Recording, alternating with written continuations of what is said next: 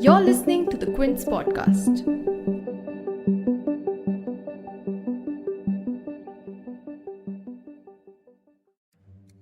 So my first question is that along with West Bengal, Kerala is one of the last few left bastions left in India. For a beginner's guide on Kerala politics, if you had to compare the Kerala politics to a sport, what would that be?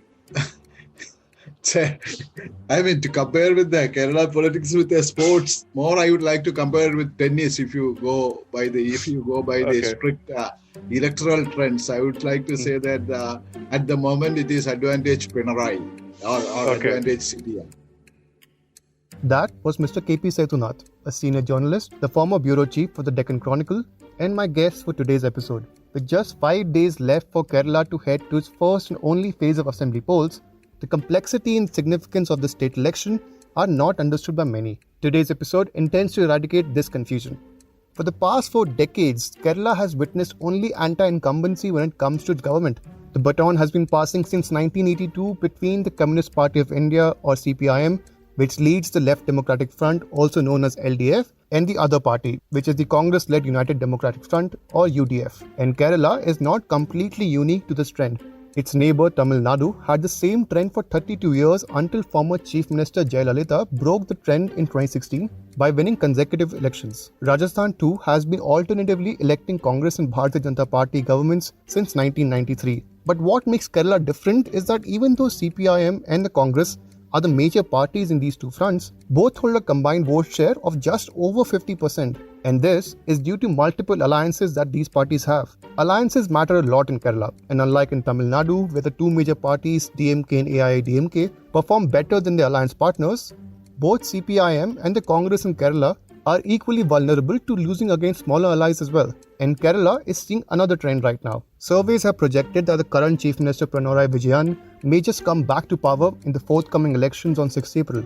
And as Mr. Sethunath said, Kerala politics can be described like a game of tennis. So let's see how this tennis match between the LDF and the UDF is going so far, and how other players on both sides of the court are faring so far. You're tuned in to The Big Story, the podcast where we dissect the headline-making news for you, and I'm your host, Himmat.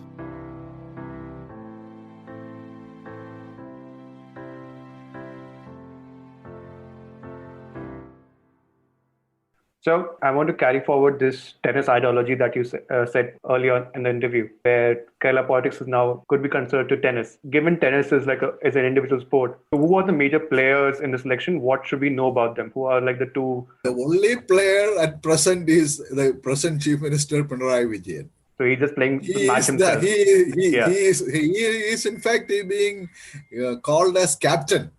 Okay. LDF. So he's the captain in a tennis. LDF, it is Pinarayi and only Pinarayi. And the rest of the thing, for the UDF or as well as the BJP, the only target of attack is Pinarayi Vijayan. Okay. So that is another very important thing in the elections of Kerala, because we never had this kind of a system of one personality is being elevated to such a supreme position, especially with the communist parties. Because communist parties always prided themselves as a kind of a collective leadership where the individual is always being relegated to the collective leadership of the party, or the individual will is always being subjugated by the collective.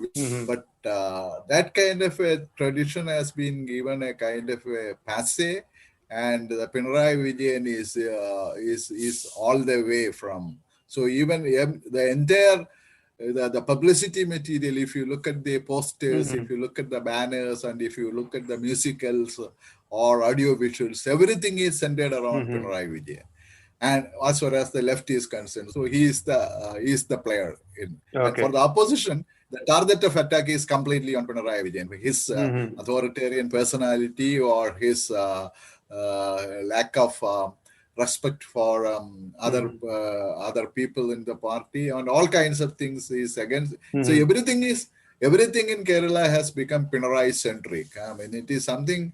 So it's one man fielding just balls from every corner. Yeah.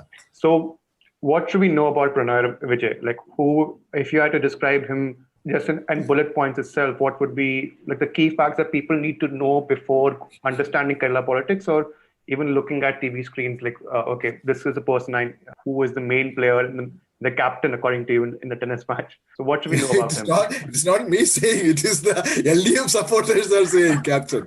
Anyway, Pinarayi Vijayan as a politician is very well known because he is one of those politicians in the CPM, very hardcore party cadre. He started his party life way back in his student days, and he had been sufficiently experienced in parliamentary politics. I think he became an MLA for the first time way back in 1971 when he was hardly in his 24 or 25 years of age.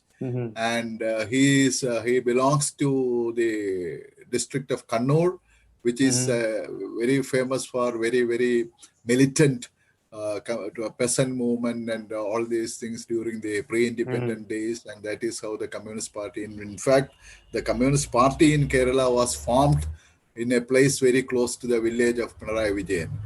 And so he is a very, very seasoned politician, and he is also having the reputation of being a very hardcore party organization man. He was the CPM state secretary for, I think, nearly 17 years.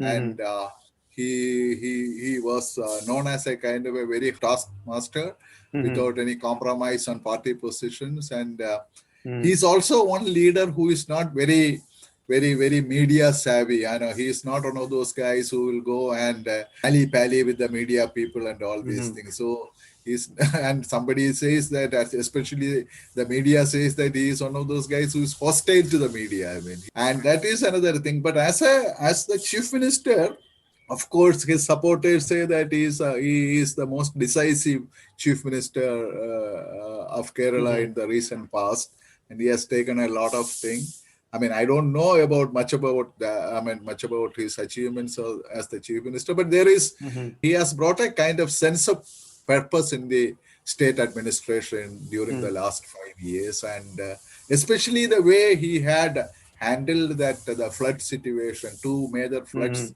has happened in Kerala in 2018 and 2019, and then of course this COVID handling, this pandemic handling. What he did was that it is something in this kind of a disaster kind of a situation where a single point of information is there. This guy comes in the evening and say that, okay, this has happened, this much people had been infected with the virus, and this much people have recovered.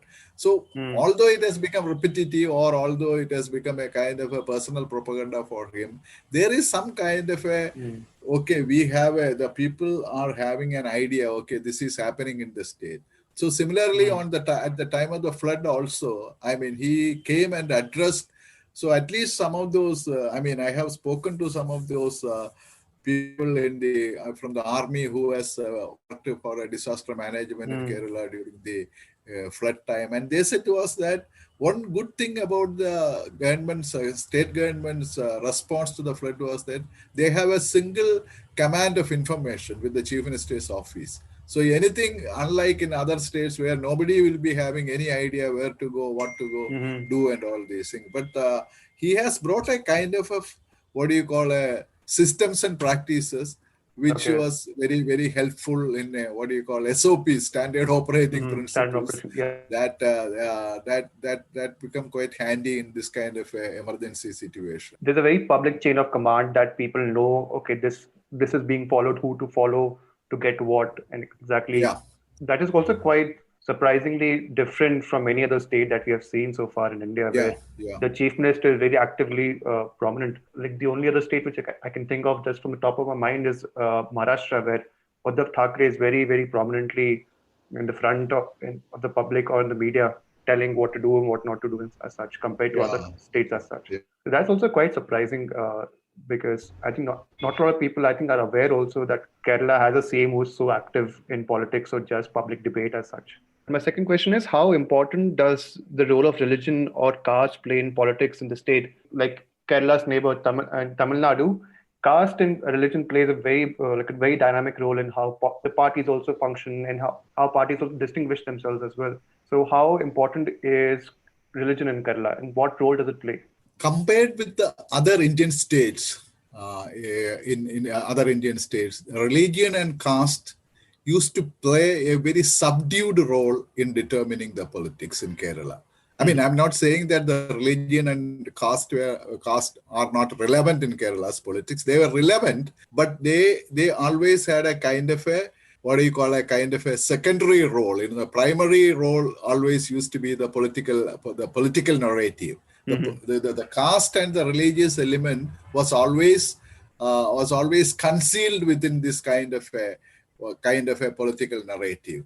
But we all know that the religion and the caste has played a role in Kerala's politics throughout. I mean, the primary responsibility for bringing the religion and caste politics or the caste forces into a significant role in politics goes back to the Congress. Because when the 1957, the first elections after the formation of Kerala, when the Communist Party came to power, the Congress was instrumental in unleashing a popular agitation against the elected communist government with the support of the religious forces, especially the Christian church and the upper caste Nair community. So these were the two main forces which was in the forefront of the popular agitation, which used to be called the liberation struggle against the communist government. And that has led to the union government to dismiss the communist government using that article government of India. So that is one thing which has brought a kind of a new respectability to the religion and the caste forces to the politics.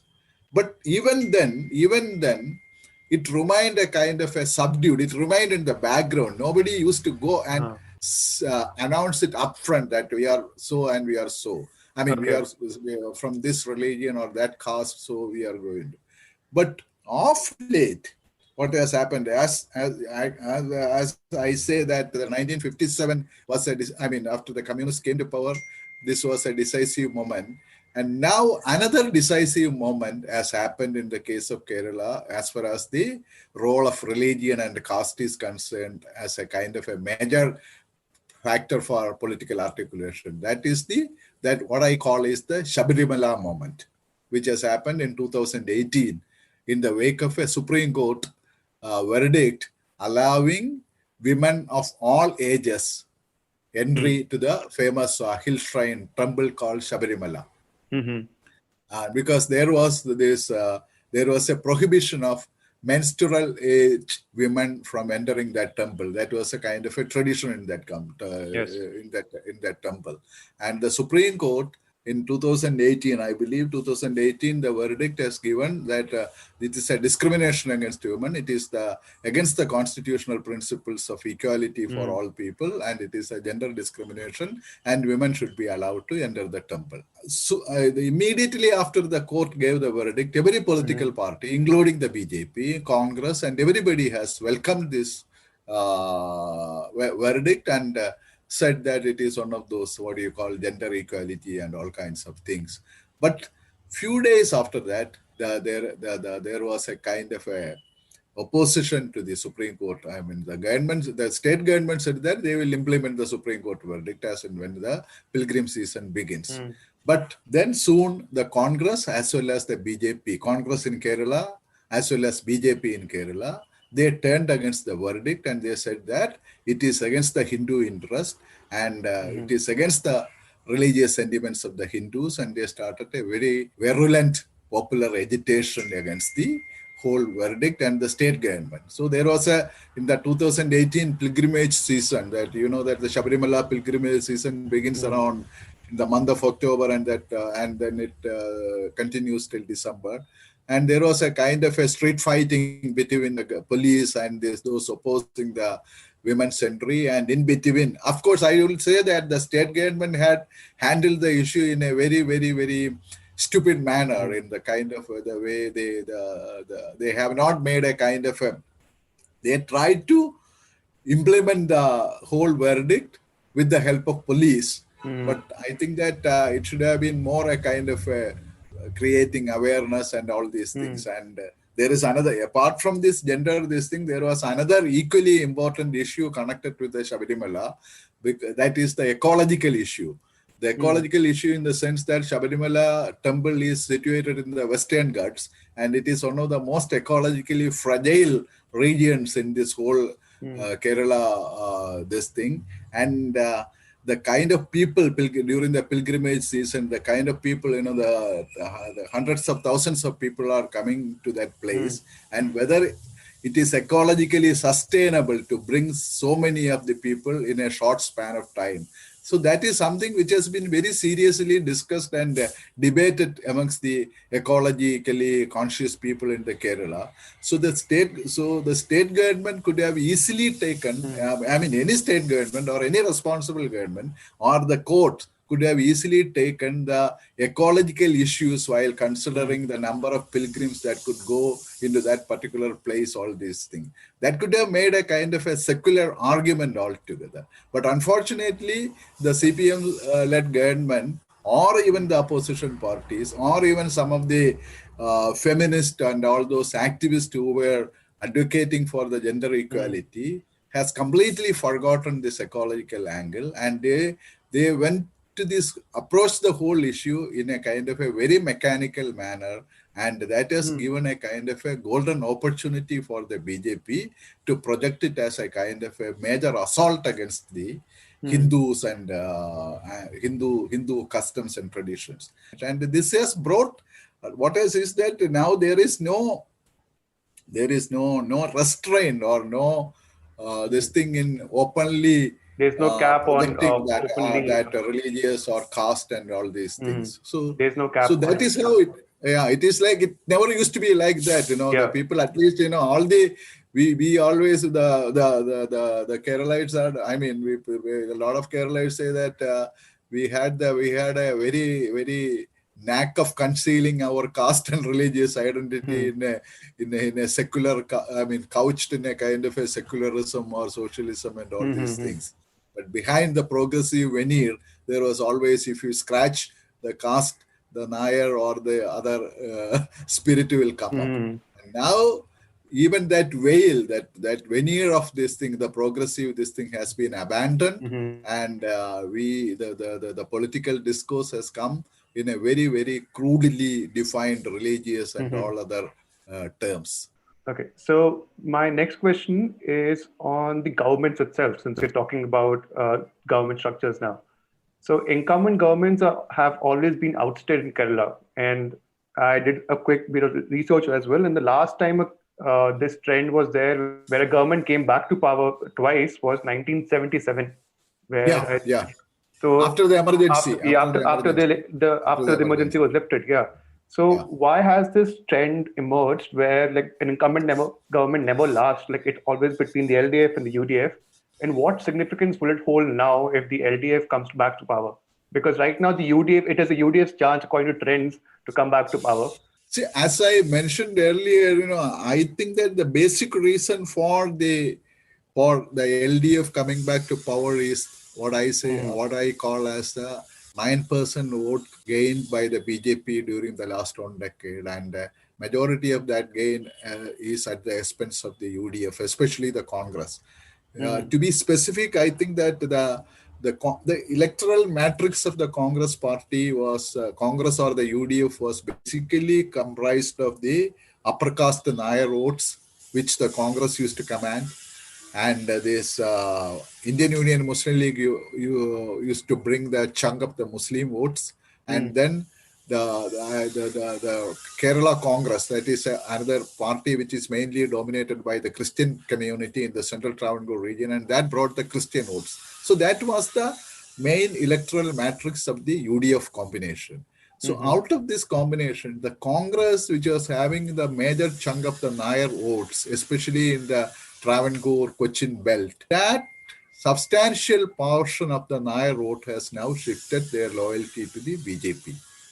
And that is one thing which may have a major impact on the Congress of fortunes, or the UDF fortune. Along with this thing, Another development is happening is that earlier there was a kind of the Christian or the Muslim community, a majority of the people, they were not very receptive to the idea of voting to a communist party.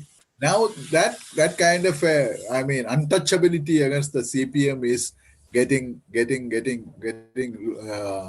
over for the Christian or the Muslim community. At least a section of the Muslim or a Christian community now feels that there is nothing wrong in voting for a CPM or the left parties. So CPM, though yes, part of the CPM vote has also gone to the BJP, they are able to get a portion of the vote which they never used to get, especially from the minority communities. So CPM is on a win-win situation, while the Congress has lost the votes which it is unable to replace. So speaking about like the left as well, and the UDF as well. Rahul Gandhi has been actively campaigning in Kerala, from the dives that he has made in the Kerala waters as well that we saw. Yeah, and all those pictures getting viral, to all the campaign rallies he's been taking out. How important is this election for the Gandhis, in your opinion? And what kind of ramifications does it host for the Grand Old Party? I mean, there is, of course, a very, very soft corner for the Gandhis in Kerala, and especially towards the Gandhi family, especially amongst the Congress workers. The Nehru-Gandhi dynasty is held in high esteem by the Congress workers. But Kerala is a state with a hardcore politics, where the political discourse or the political narrative is based on a kind of a hardcore political arguments. So the jumping into this sea or the push-ups and all these things, of course, it may create an impression amongst the youths or some of this younger generation. But on the whole, I don't think it is going to cut much ice with the typical hardcore political voters of Kerala. Yeah, and a setback for UDF and Congress in Kerala, I think is going to have a serious ramification for Rahul Gandhi or the Congress leadership, because this is one state where they could have easily won. I mean, all the circumstances were in favor of the Congress, because if you look at it in the 2019 Lok Sabha polls, Congress won 19 out of the 20 seats.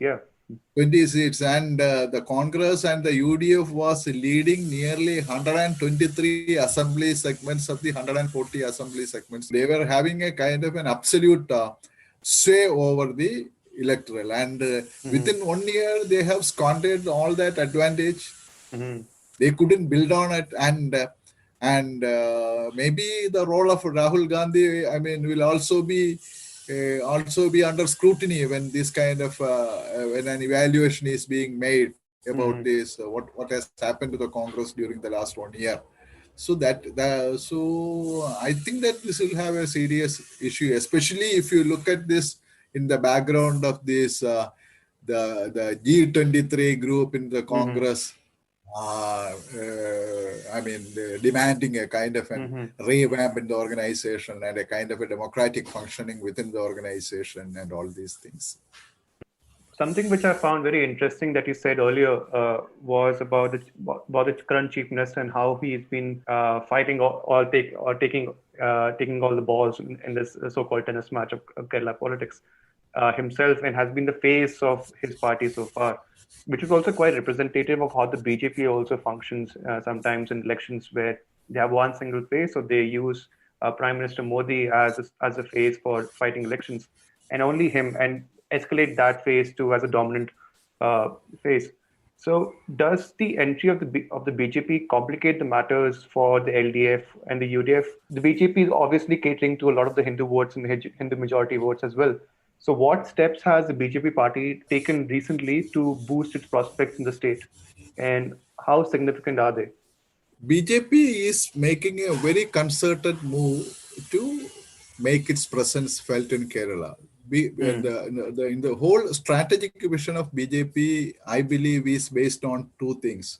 One is that they have already have a 15% vote. Obviously, that 15% is the Hindu votes. I don't think that the minority Christian or the minority Muslim will have a significant presence in that 15%.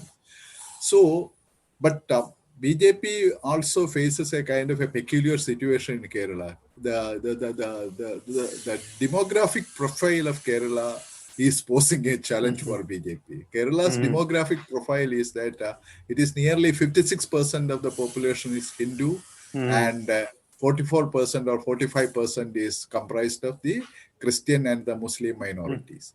So, a party which is unable to make much inroads into what is called a 45% of the population of a state cannot hope to become a kind of a political force in 85% the BJP can hope. BJP can say that they can leave out the 15% Muslim votes on an all India framework. But when come to Kerala, this specific issue is there. In fact, one of the senior most leaders of BJP in Kerala, O. Rajagopal, who is the person who won the first assembly election for the party in Kerala, has candidly said this thing. Two things he said. One is the demographic profile, and the second is the literacy in Kerala. So with the literacy, the people are able to, take a kind of a critical look at the claims made by various political parties, including the BJP. So he specifically said, unlike in North India or the other places, the people in Kerala have a more kind of a critical approach towards the claims made by the political party. And of course, BJP is now making a concerted effort to make an inroad into the Christian community. And that is one strategic vision I think they are holding, they have, and they are making every effort to make it. So especially, and they are using some of the local issues as well as some of the global issues for the purpose. So this is one area where BJP is hopeful that they will be able to make a kind of a breakthrough in the sense that especially when the Congress is not having power at the center, the Christian church or the clergy may not have any incentive to be permanently aligned with the Congress, because there are various kinds of give and take with the political forces and the established clergy of every religion takes place in this country. So if you are not in power, what is the use of having a kind of a pally-pally relationship with an old party? So if the state is with the communist and if the center is with the BJP, all these clergy which used to have the support of the Congress earlier and all these things, and all these things are going to have a kind of a change in the coming days. So this election is going to be a kind of a major watershed in the whole thing about the Kerala, because if the LDF is going to win, then how the Congress-led UDF will survive is a major question. Because some of the Congress leaders have already openly said that if we don't win the assembly elections, the survival of the party will become a question mark in Kerala. So my last question is that, in your experience on reporting on Kerala politics in the past and elections also in the past, what is different about this assembly elections and what should people look out for? Is that because we're just 5 days away from the polls starting and it's only there's only one phase of the entire polls. What is the one thing that people should look out for, and what is glaringly different about this election? One of the most glaring thing about the election, election campaign per se, is that, of course, is the emergence of social media as the kind of a trendsetter. The social media platforms and even the broadcasting television channels, they are the kind of an agenda setting thing. They will bring up one issue in the morning and then they will flag it on till the evening, and all the political parties will be, the whole discourse will be around this media narrative. And unfortunately, because of this, the core issues of the state, the very serious issues, never gets mentioned or never gets the kind of attention it deserves to be get. For instance, the ecological issues. For instance, the financial situation of Kerala. These are all some of the very serious issues, and we don't have, I mean, it has not been properly articulated by any of the parties.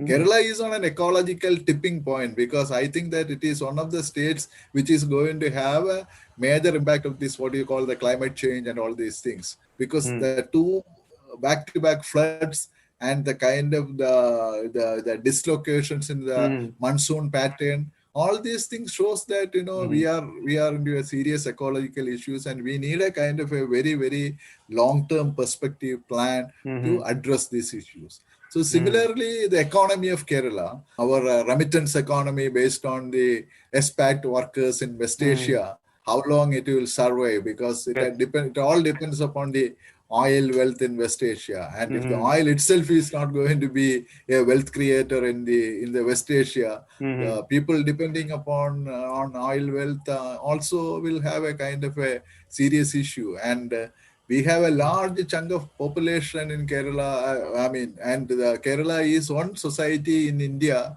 where the so-called demographic dividend is no more applicable, because we are going to have the maximum number of people over above 60 years in India. And we are soon becoming a kind of a geriatric society. I think that if in the 2021 census data comes up, I think that the number of people over 60 years will be more than 10% of the total population. So what is the kind of infrastructure we need to, because our life expectancy in Kerala is, I think, 75 years or 76 years, much above the national average. So these are all some of the very serious critical issues that calls for pushing, and that calls for serious discussion and debate during an electoral during an election. But unfortunately, all these issues are completely ignored. And the media narrative, I mean, one of the fundamental thing which I feel is that earlier the politician used to set the agenda for the media. Now the media is setting the agenda for the politician. And the politician is being led by the media. And whether the media is setting the agenda in its proper manner or the right agenda for the people is something that has to be seriously looked into. Okay. Well, so that's the end of my questions. But thank you so much for your time, and so much for giving an explanation and insight into what Kerala politics is. And I think the one thing I can take away from this is that I'm very much looking forward to, in 5 days, to watch and witness the most complex tennis match I'll ever see. I'll ever get to see also. But it was a pleasure talking to you. Thank you, Himmat. Thank you for giving me an opportunity to come to your podcast. Thank you very much. Thank you very much, sir. If you liked listening to this episode, please subscribe to The Big Story for episodic updates. We're available on Apple, Google Podcasts, Spotify, JioSaavn, and most of the other popular podcast streaming platforms. For other podcasts, please log on to the Quint website, and for any feedback, please shoot an email to podcast@thequint.com.